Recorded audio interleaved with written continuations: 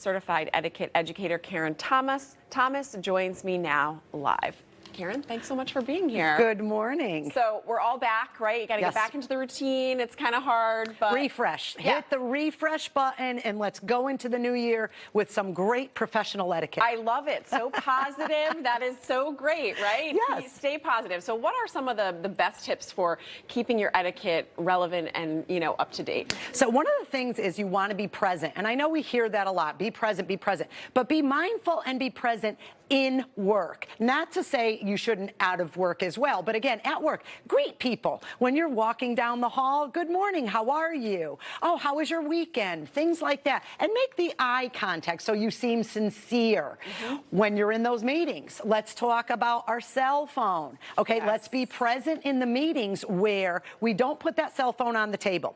Let's face it, we always use the cell phone for meetings, when we're in, out, whatever. It's part of our work now, okay? But again, keep it on your lap, keep it on silent. That way the temptation to keep looking at it if you see a text when it's in a meeting, and make sure you're doing those things. These are such good reminders because sometimes you forget, right? I mean, it's not that people are rude, but sometimes people just forget. So they're really good reminders.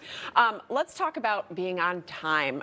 Okay, can I tell you, I'm a dork when it comes to being on time. If I'm not 5 minutes early, I'm late. So exactly, and that's perfect. But people, you have to remember that it is saying that your time, if you're late, it's saying that your time is more valuable than the people that are waiting for you. Agreed. And that is not nice, and that's not what you want to present, and that does not scream professionalism. Right. So we want to make sure that we are on time or 5 minutes, 10 minutes ahead of time. Now, each situation is different, whether it's meetings or, different things. But again, for work, we want to be on time. I love that.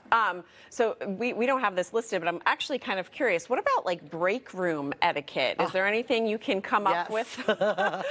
Because I'm sure there's a lot of people wondering, right? Yes. Okay. So let's not be that office gossiper that spreads, goes in the break room and, hey, did you hear this? Did you hear that? Let's not be that person. But this huge one is with eating. Yes. Okay. Let us not bring in the stinky food. Yeah. Okay. Or let us not make the popcorn in the break room. Let us not do any of those things that will be offensive, so to speak, in odor or what have you, to our other workers. Yeah. You know who you are. Yes, you do.